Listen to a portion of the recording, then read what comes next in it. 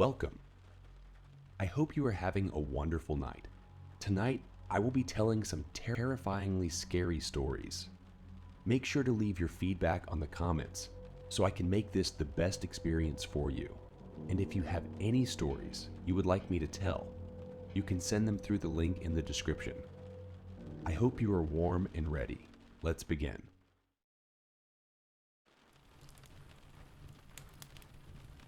For context, I'm 17 years old and I've spent my entire life in a haunted house. I want to share my unexplainable experiences here. Firstly, my bedroom is located in a fully remodeled basement, along with 3 other rooms and a bathroom. The hallway leading to the rooms has always been dark due to poor lighting. One summer night, back in 2020, something strange happened that marked the beginning of my eerie encounters. I had developed a habit of staying up until 4 a.m. and waking up at noon. On this particular night, I needed to use the bathroom. Normally, this wouldn't be a big deal, so I decided to get up. However, just before I left my bedroom, a chilling sensation ran down my back, as if someone was watching me. At the time, I dismissed it as a result of the cold, so I proceeded towards the bathroom. As I made my way down the hallway, I caught a glimpse of something darting out of the bedroom closest to the bathroom and entering another room. This unnerved me, but I brushed it off, attributing it to my tiredness, and went back to bed. Similar incidents occurred every night since then, to the point where I felt like I was constantly being followed. Strangely, whenever I reached my bedroom, the feeling would dissipate. Lately, however, the feeling has persisted, and it has become ingrained in my mind to sprint between the bathroom and my bedroom. One night, after rushing to use the bathroom and just before closing the door, I caught sight of something white in the door frame. Through the mirror, I can honestly say I've never closed a door that fast in my life. I'm a fairly bulky guy, standing at 6 feet and regularly going to the gym. But what am I supposed to do? Punch a ghost? Initially, the only way to escape the feeling was by leaving the house or staying upstairs with my family. That's just the hallway. Let's talk about reflections. When I enter my bedroom and look out the window, I notice peculiar things about my own reflection. It feels delayed and different, as if there's a time lag. The same applies when I look in the mirror while getting ready for work or school.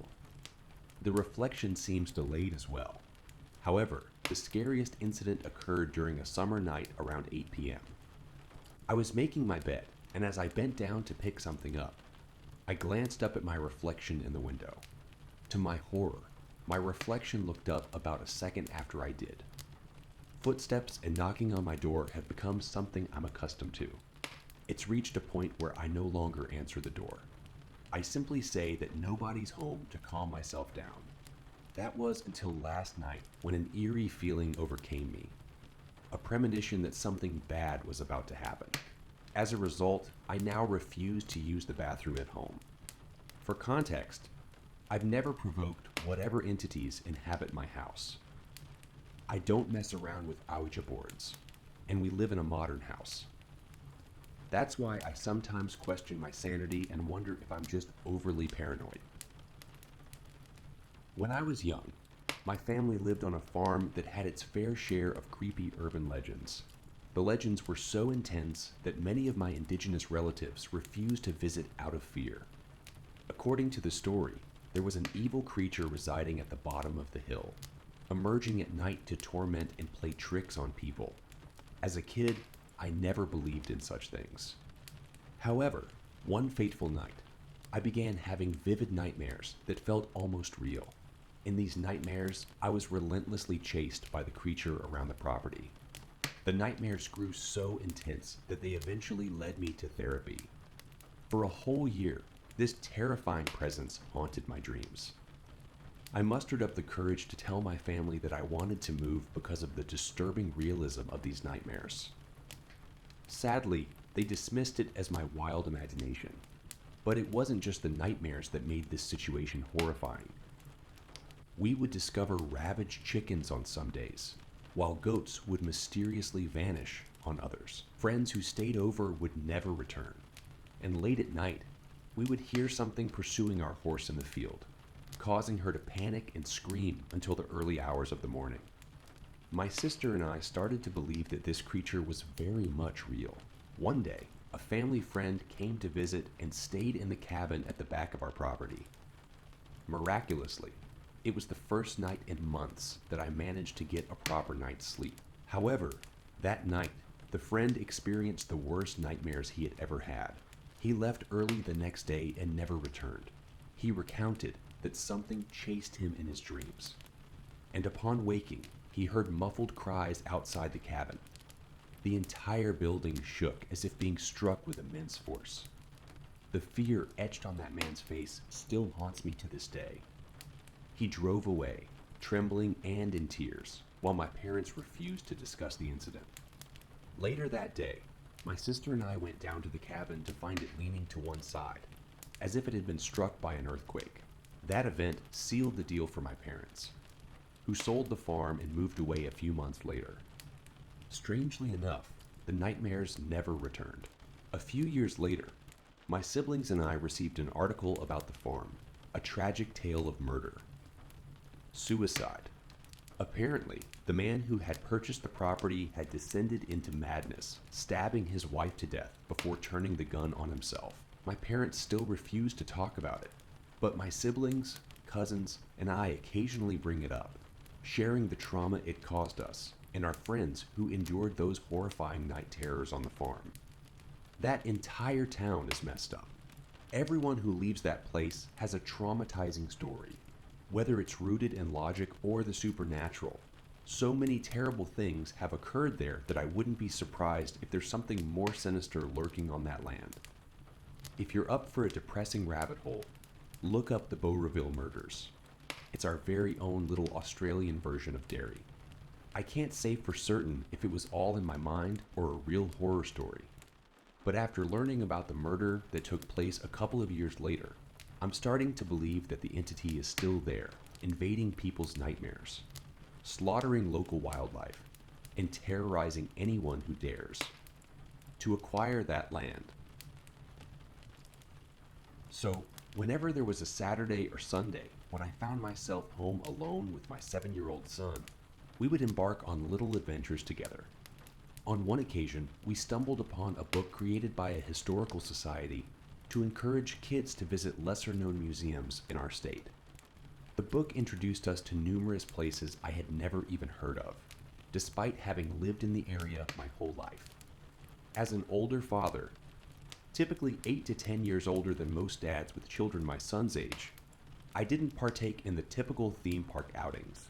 I'm not a fan of crowds or waiting in lines, which I attribute to my age.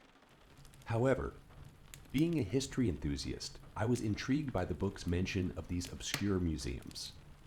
So my son and I made it our mission to visit as many of them as we could.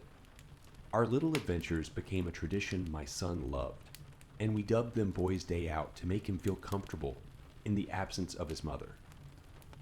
Now, let's get to the heart of the story. On a particular day, we chose to visit a museum centered around a family that had settled in the area and amassed great wealth through oil, but also endured numerous deaths and hardships. We started the day with a hearty breakfast, dressed in comfortable attire and shoes, and packed some snacks for the road. Arriving at the museum, I must admit it wasn't what I had expected. The surrounding area was dominated by massive industrial complexes, but tucked away in the back was a significant expanse of open land. The site boasted a museum, a gift shop, a cemetery, and several old buildings, including the Grand House. We paid the donation fee for the house and grounds tour, which included a display of old farm equipment and typical museum artifacts, dating back to the post-Civil War era, until the early 1900s. Our tour group consisted entirely of adults, with my son being the lone child. Most of the people were older than me, and there was a friendly Asian family who couldn't speak English, but seemed to enjoy the Old West artifacts. Another family comprising siblings and a mother, an older middle-aged couple, and a few individuals completed our tour group. Everything was going smoothly as we explored the grounds. learning about the life of early farmers and ranchers. The tour guide shared tales of the vast expanse of land the original family owned, stretching beyond the freeway and almost into the neighboring county. The isolation experienced by the original settlers must have been profound. However, the atmosphere took a sudden turn when we entered the main house. One of the ladies in our group began acting peculiarly. She appeared to be an average middle-aged woman, the type you might imagine as a PTA president.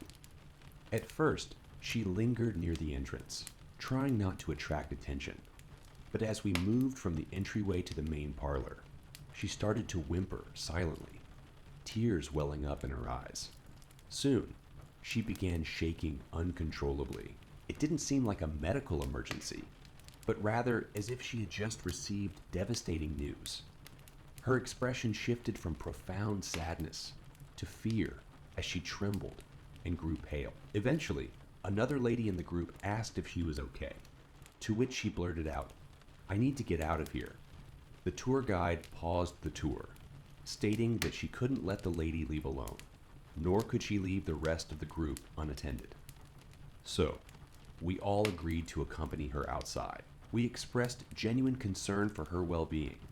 As we left the house and made our way to the parking lot through the locked gate, I noticed the lady's color returning, and she seemed to regain composure. She exited the gate and found a bench just outside. She sat down, her tears flowing freely. Our tour guide approached her, offering assistance and suggesting she seek help or take a moment to rest inside the museum. However, the lady declined, assuring them she would be fine and just wanted to go home. With a sense of unease, she hastily walked back to her car, as if in a rush to escape a dark parking lot at midnight. Eventually, the rest of us returned to the house and reconvened in the parlor, a formal sitting area adorned with antique furniture from the 1800s and a pistol displayed in a case above the mantel.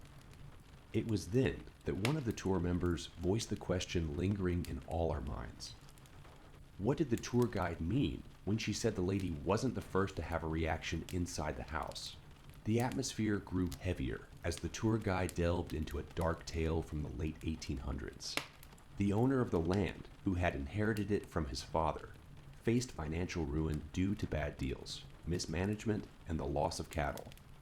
One evening, representatives from the banks arrived at his door, where we had entered the house, to collect outstanding loans.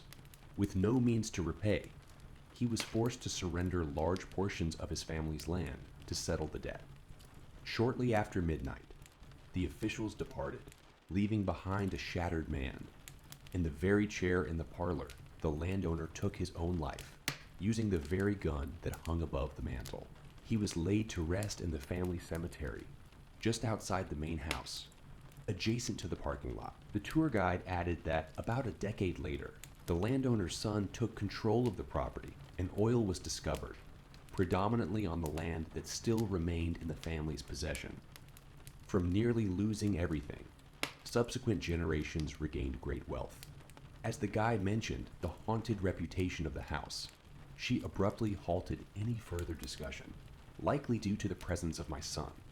Unaware of the conversation, he was preoccupied with examining other curiosities in the gift shop.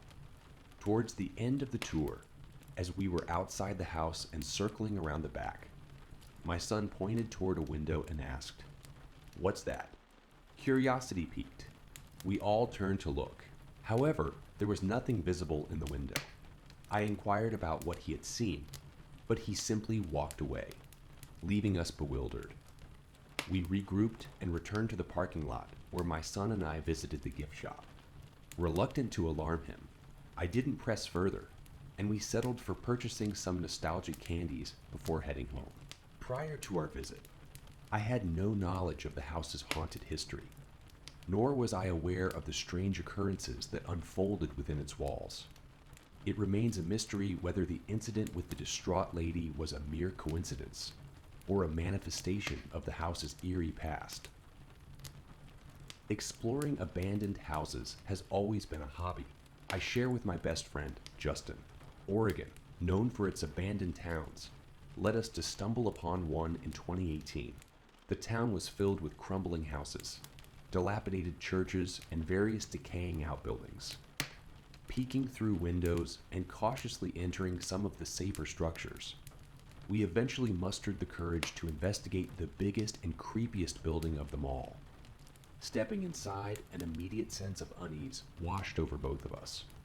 It was as if we had walked into a scene from an apocalyptic movie. The interior was a haunting sight to behold. The room was enormous and in a state of decay, littered with several bunk beds, torn mattresses, soiled and forgotten toys, and deteriorating children's books. A wall lined with small cribs bolted in rows gave the place an eerie resemblance to an abandoned animal pound. It was evident that we were not the first visitors, since the original residents had left. Graffiti adorned the walls. Broken bottles lay scattered, and an old, destroyed microwave added to the unsettling atmosphere. Feeling thoroughly creeped out, Justin and I decided it was time to make our way back to the car. However, just as we took a few steps outside the door, a piercing noise shattered the silence. It emanated from right behind us, resonating from the heart of the orphanage room we had just left. I can only liken the sound to hundreds of rats screaming in torturous pain, a chilling, ear-piercing cacophony. To our astonishment, the source of this disturbing noise was that wretched microwave, and it was deafeningly loud. Now, Justin is the kind of person who would be destined to meet a grim fate in a horror movie. Against all reason, he bravely decided to investigate the origins of the horrifying sound. The ancient appliance lay smashed open, mangled, and barely recognizable. Even the power cord had been cut and torn out. There was no plausible explanation for this blood-curdling noise emanating from the microwave. Covering my ears, consumed by an intense fear, I pleaded with Justin to leave that accursed place immediately. We hastily retreated, our faces drained of color, bodies trembling with a mixture of terror and adrenaline. Only after putting a few miles between ourselves and that dreadful location did we begin to laugh hysterically. Who in the world can claim to have been haunted by a microwave? I still chuckle about it now and then. However, the memory of the sheer terror and overwhelming dread I experienced that day will forever be etched in my mind. Something was undeniably amiss in that place.